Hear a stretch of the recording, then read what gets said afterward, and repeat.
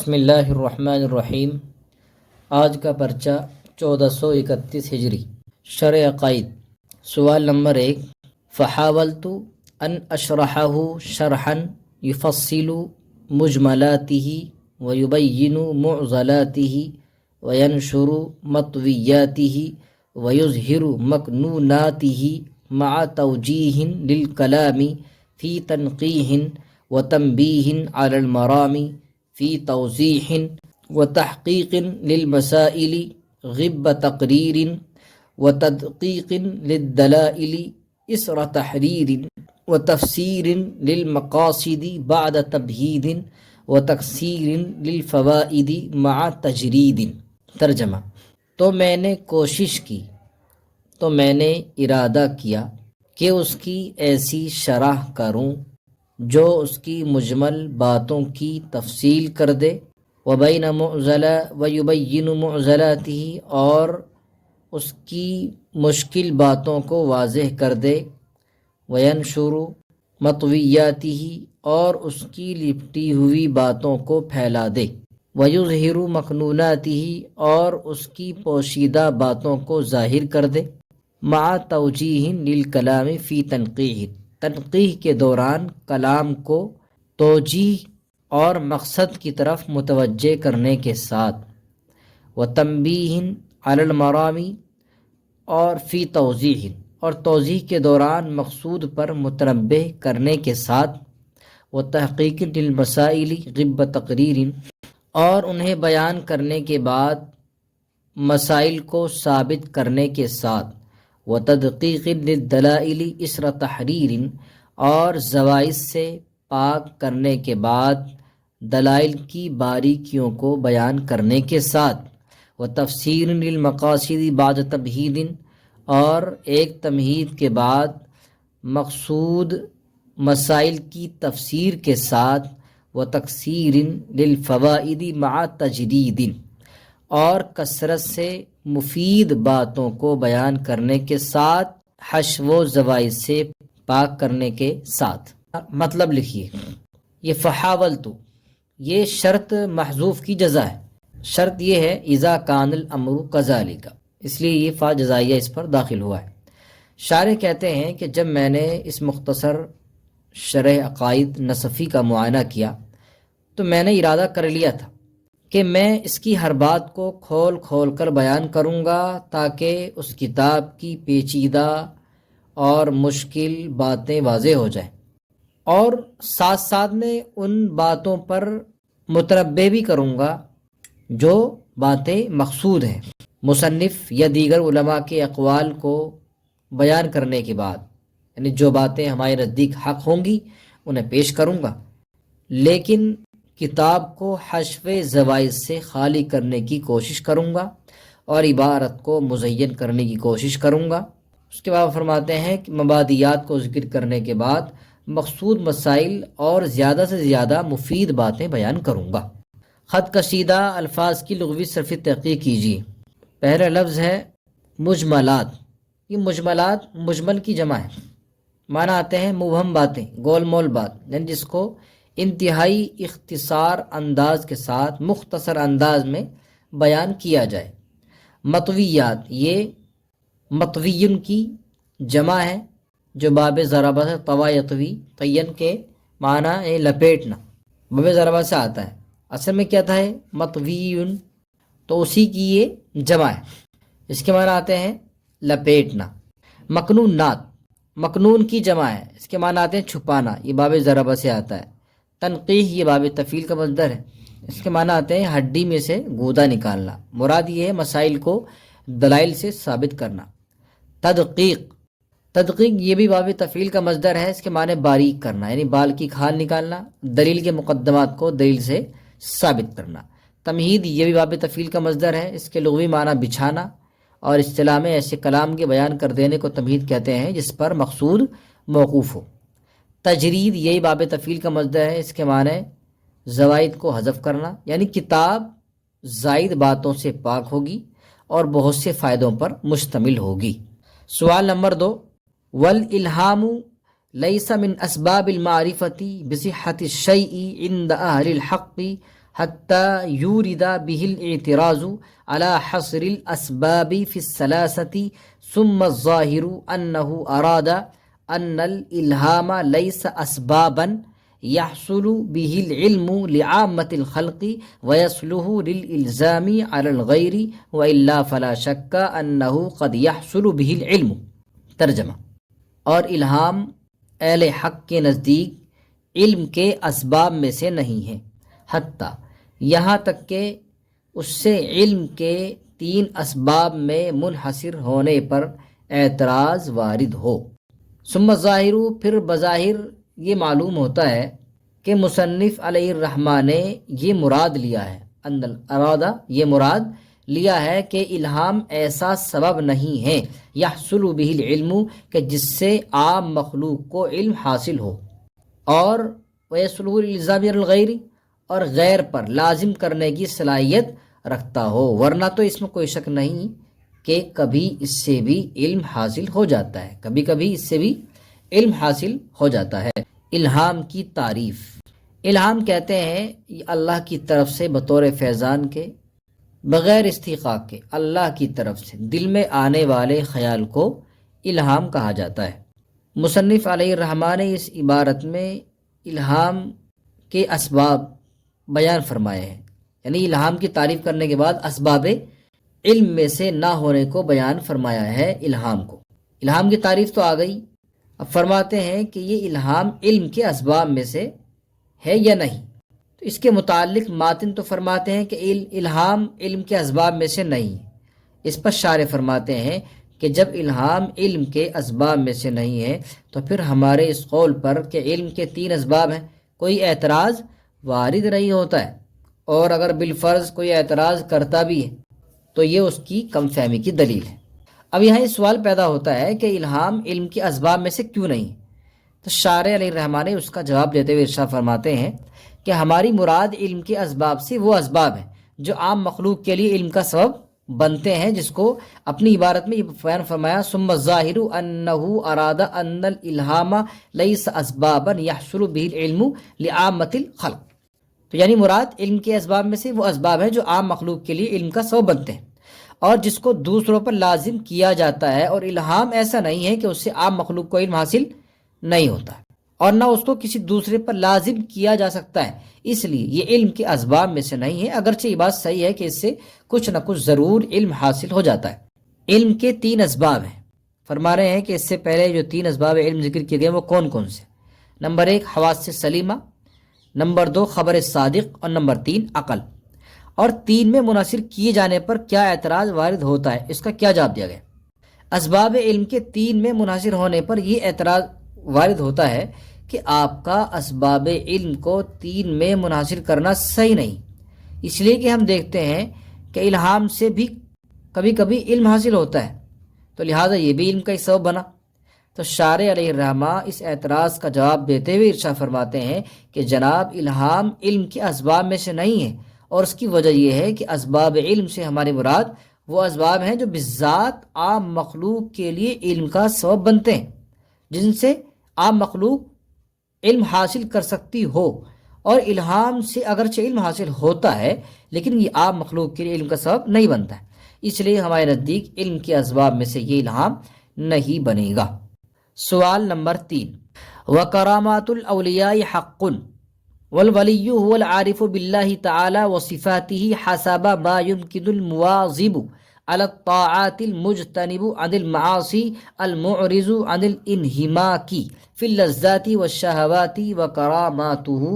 ظهور امر خارق للعادة من قبله غير مقارن لدعوى النبوة۔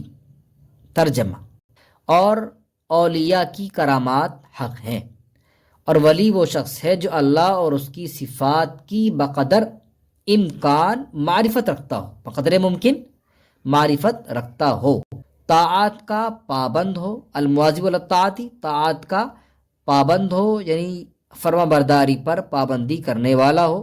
گناہوں سے بچنے والا ہو، المعرض عن الانہماک فی اللذات والشہوات، لذتوں اور شہوتوں کے اندر انہماک منہمک رہنے سے اعراض کرنے والا ہو، منہ موڑنے والا ہو، وکراماتہ اور اس کی کرامت، ظہور امر خارق للعادت من قبلہ، اس کی طرف سے خرق عادت کسی کام کا، کسی امر کا ظاہر ہونا ہے، غیر در حالانکہ وہ نبوت کا دعویٰ کرنے والا نہ ہو یا دعوے نبوت کا مقارن نہ ہو۔ مطلب یہ ہے کہ اگر خلاف عادت کام کا صدور مومن کامل سے ہو تو اس کو کرامت کہتے ہیں، اور ایسے شخص کو ولی کہتے ہیں۔ شارع علیہ الرحمٰن نے ولی کی تعریف بھی کی ہے کہ ولی اس شخص کو کہتے ہیں جس کا تعلق اللہ سے قوی ہو، مضبوط ہو، اور دنیا سے بقدر ضرورت حصہ حاصل کرتا ہو، اور اعمال صالحہ سے مزین ہو، آراستہ ہو، ہر نافرمانی سے بچنے والا ہو، دور رہنے والا ہو، کوشش کرتا ہو۔ مصنف علیہ الرحمہ فرماتے ہیں کہ تمام اہل حق کرامات اولیاء کو جائز اور ثابت مانتے ہیں، ان کا یہ مسلک ہے۔ البتہ معتزلہ انکار کرتے ہیں۔ شارع علیہ الرحمہ فرماتے ہیں کہ کرامات اولیاء کی حقانیت کی دلیل وہ خلاف عادت واقعات ہیں جن کا صحابہ اور تابعین دوسرے صالحین امت سے صادر ہونا تواتر سے ثابت ہے، لیکن تواتر یعنی جو صحابہ اور اولیاء اللہ ہیں ان کی کرامات کے نقل کرنے والے لوگ جتنے ہیں وہ اگرچہ واحد ہیں، لیکن ان میں جو امر مشترک ہے یعنی خلاف عادت امور کا ظہور، اس کو کرامت کہتے ہیں، تواتر سے ثابت ہے۔ کرامت کی تعریف اور معجزہ اور استدراج، ان کا باہمی فرق۔ کرامت کہتے ہیں وہ خلاف عادت چیز جو کسی ایمان والے کے ہاتھ پر ظاہر ہو، شرط یہ ہے کہ وہ نبوت کا دعویٰ کرنے والا نہ ہو۔ معجزہ یہ وہ خلاف عادت چیز ہے جو کسی نبی کے ہاتھ پر ظاہر ہو، یعنی جو نبوت کا دعویٰ کرنے والا ہو اور رسالت کی تصدیق، دعوی رسالت کی تصدیق کرنے والا ہو۔ تو دونوں میں فرق یہ ہے کہ کرامت کبھی ولی کے علم اور قصد کے بغیر صادر ہو جاتی ہے کرامت تو، اور معجزے کا ظہور یہ نبی کے علم اور ارادے کے بعد ہی ہوتا ہے۔ یہ کرامت اور معجزے کے درمیان فرق ہے۔ استدراج وہ خلاف عادت چیز ہے جو فاسق یا کافر کے ہاتھ پر ظاہر ہو۔ کرامت اور استدراج میں فرق اس طرح معلوم ہو جائے گا، اگر خلاف عادت چیز نیک آدمی کے ہاتھ پر ظاہر ہو رہی ہے تو کرامت ہے، اور اگر فاسق کی یا کافر کے ہاتھ پر ظاہر ہو رہی ہے تو یہ استدراج ہے۔ شرح نخبۃ الفکر، سوال نمبر 1۔ اما بعد فإن التصانیف فی اصطلاح اہل الحدیث قد کثرت للأئمة فی القدیم والحدیث، فمن اول من صنف فی ذلك القاضی ابو محمد الرام ہرمزی کتابہ المحدث الفاصل، لكنه لم يستوعب، والحاکم ابو عبد اللہ النیسابوری رحمہ اللہ لكنه لم يهذب ولم يرتب۔ ترجمہ۔ بہرحال حمد و صلوات کے بعد تو بے شک فی اصطلاح اہل الحدیث محدثین کی اصطلاح میں ائمہ متقدمین و متاخرین کی تصنیفیں بکثرت ہیں، بہت زیادہ ہیں۔ فمن اولی چنانچہ ان لوگوں میں سے جنہوں نے سب سے پہلے اس فن میں تصنیف کی وہ قاضی ابو محمد رام ہرمزی ہیں۔ انہوں نے اپنی کتاب المحدث الفاصل لکھی، لیکن انہوں نے تمام فنون کا احاطہ نہیں کیا۔ والحاکم اور حاکم ابو عبداللہ نیسابوری بھی ہیں، لیکن انہوں نے منقح اور مہذب اور مرتب نہیں کیا۔ مطلب اصول حدیث کی چند کتابیں ایسی ہیں جن میں اصول حدیث کے متعدد مسائل بحث کیے گئے ہیں،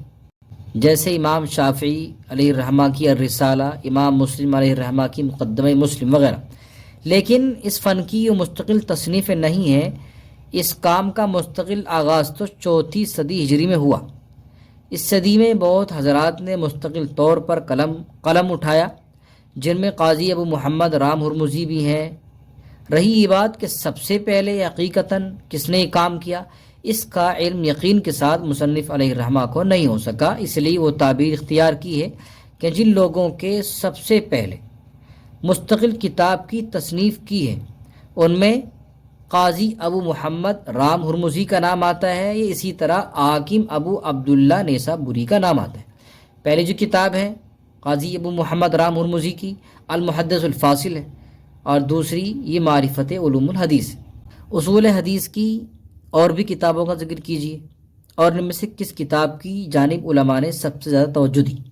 چند کتابیں آتی ہیں جن میں سے ایک کتاب الکفایۃ فی علم الروایہ، یہ خطیب ابو بکر بغدادی رحمۃ اللہ علیہ نے روایت کے اصول و ضوابط سے متعلق لکھی ہے، یعنی اس کے اندر روایت کے اصول و ضوابط کا اس میں تعلق ہے۔ دوسری کتاب بھی خطیب بغدادی رحمۃ اللہ علیہ نے لکھی ہے جو روایت کے طور و طریقوں سے متعلق لکھی ہے، اس کا نام ہے الجامع لآداب الشیخ والسامع۔ ایک کتاب اور آتی ہے قاضی ایاز علیہ الرحمہ کی العلماء الی معرفت الروایتی وتقیید السماعی۔ ایک کتاب اور آتی ما لا یسع المحدث جہلہ، ابو حفص میاجی رحمہ اللہ کی یہ تعریف، یہ کتاب آتی ہے۔ مقدمہ ابن صلاح، یہ حافظ ابن صلاح رحمۃ اللہ علیہ کی ہے۔ ان میں سے حافظ ابن صلاح کی دوسری کتاب مقدمہ ابن صالح کی طرف علماء نے سب سے زیادہ توجہ دی۔ سوال نمبر 2، وتتفاوت رتبه أي الصحيح بسبب تفاوت هذه الأوصاف المقتضية للتصحيح في القوة، فإنها لما كانت مفيدة لغلبة الظن الذي عليه مدار الصحة اقتضت أن يكون لها درجات بعضها فوق بعض بحسب الأمور المقضية۔ ترجمہ، اور اس کے یعنی صحیح ذاتی کے درجات مختلف متفاوت ہوتے ہیں ان اوصاف کے مختلف اور متفاوت ہونے سے قوت میں جو صحیح کا تقاضا کرتے ہیں۔ فإنها، کیونکہ جب وہ اوصاف اس غلبہ ظن کا فائدہ دیتے ہیں، اس غلبہ ظن کا فائدہ دیتے ہیں علیہ مدار الصحت، کہ جن پر صحت کا مدار ہے، تو اقتضت، تو وہ اوصاف اس بات کا بھی تقاضا کرتے ہیں کہ صحت کے مختلف درجات ہوں، امور مقویہ کے اعتبار سے بعض سے اوپر ہوں۔ اس عبارت کی توضیح یہ ہے کہ حدیث صحیح لذاتی، یہ درجات میں ساری حدیثیں برابر نہیں، چونکہ جن اوصاف کی وجہ سے حدیث صحیح لذاتی ہے وہ اوصاف مختلف درجات کے ہیں، اس لیے صحیح لذاتی کے درجات بھی مختلف ہوں گے، اور وہ اوصاف جس حدیث میں جس قدر اعلیٰ ہوں گے اسی طرح حدیث کا درجہ بھی اسی اعتبار سے بلند ہوتا چلا جائے گا۔ تو مصنف علیہ رحمہ کے الفاظ میں اس طرح سمجھ لیے کہ حدیث کی صحت کا مدار اس پر ہے کہ جن اوصاف کی وجہ سے حدیث کی تصحیح کی جاتی ہے ان کے متعلق ظن غالب ہو جائے کہ وہ فلاں حدیث میں پائے جا رہے ہیں، اور وہ اوصاف تمام درجے کے نہیں، لہٰذا اس کا تقاضا یہ ہے کہ تمام حدیث صحیح بھی برابر درجے کی نہ ہو، بلکہ جس حدیث میں جس قدر مضبوط اوصاف ہوں گے اس حدیث کا مقام بھی اسی قدر زیادہ بلند ہوگا۔ صحیح لذاتی کے جو 3 مراتب بیان کیے ہیں مصنف علیہ الرحمہ نے، آپ انہیں بھی تحریر کیجیے۔ جی، 3 مراتب بطور تمثیل کے ذکر کیے ہیں جن میں بعض سے اعلیٰ ہیں۔ پہلے مرتبے میں وہ سندیں ہیں جن کو محدثین نے اصح الاسانید کہا ہے، جیسے ظاہری عن سالم بن عبداللہ عن عبداللہ بن عمر، یہ پہلی سند ہے مراتب کے اعتبار سے۔ دوسرے مرتبے کی سند کیا ہے؟ جیسے برید بن عبداللہ بن ابی بردہ عن جدی عن جدی عن ابی موسیٰ۔ اور تیسری مرتبے کی سند جو بیان کی گئی ہے وہ سہیل بن ابی صالح عن ابی ہریرہ۔ سوال نمبر 3، فَإِنْ خُفِيَ الْمَعْنَى بِأَنْ كَانَ مُسْتَعْمَلًا بِقِلَّةٍ اُحْتِيجَ إِلَى كُتُبِ الْمُصَنَّفَةِ فِي شَرْحِ الْغَرِيبِ، وَإِنْ كَانَ اللَّفْظُ مُسْتَعْمِلًا بِكَثْرَةٍ لكن في مدلوله دقة احتیج إلى الكتب المصنف في شرح معاني الأخبار وبيان المشكل۔ ترجمہ، فإن، تو اگر معنی پوشیدہ ہو یعنی واضح نہ ہو، اس طور پر کہ لفظ کا استعمال کم ہوتا ہو، احتیج، تو ان کتابوں کی ضرورت پڑتی ہے جو المصنفتی فی شرح الغریب، جو غریب یا نامانوس الفاظ کی تشریح میں لکھی گئی ہیں۔ وَإِنْ كَانَ اللَّفْظُ، اور اگر لفظ کا استعمال زیادہ ہو، بکثرت، ولیکن، لیکن اس کے مفہوم میں دقت اور پیچیدگی ہو، تو احتیج، تو حدیث کے معانی کی شرح میں اور مشکل احادیث کی وضاحت میں جو کتابیں تصنیف کی گئی ہیں ان کتابوں کی ضرورت پڑتی ہے۔ غریب الحدیث اور مشکل الحدیث کی تعریف کر کے ان دونوں موضوعات پر لکھی گئی چند کتابوں کے نام لکھیے۔ غریب الحدیث یہ حدیث کے متن میں پایا جانے والا وہ لفظ ہے جس کا معنی قلت استعمال کی وجہ سے نامانوس اور غیر واضح ہو، سمجھ میں نہ آ رہا۔ اس موضوع پر تصنیف شدہ چند کتابیں آتی ہیں، جیسے غریبین ابو عبید حروی رحمہ اللہ کی ہے، اسی طرح زیر الغریبین یہ حافظ ابو موسیٰ مدینی رحمۃ اللہ علیہ کی ہے، اسی طرح غریب الحدیث حافظ ابن قتیبہ دینوری رحمۃ اللہ علیہ کی ہے، مجمع الغرائب یہ علامہ خطابی رحمۃ اللہ علیہ کی ہے۔ یہ ہے غریب الحدیث کی چند کتابیں۔ اسی طرح مشکل الحدیث یہ وہ حدیث کا متن ہے جس کی مراد بادی النظر میں واضح نہ ہو، یعنی ظاہری نظر میں واضح نہ آتی ہو، غور و فکر کرنے کے بعد پتہ چلتا ہو۔ اس فن پر بھی تصنیف شدہ چند کتابیں آتی ہیں، جیسے امام طاوی رحمۃ اللہ علیہ کی مشکل الآثار، اسی طرح امام خطابی رحمۃ اللہ علیہ کی معالم السنن، امام فورک رحمۃ اللہ علیہ کی مشکل الحدیث و بیانو، اور حافظ ابو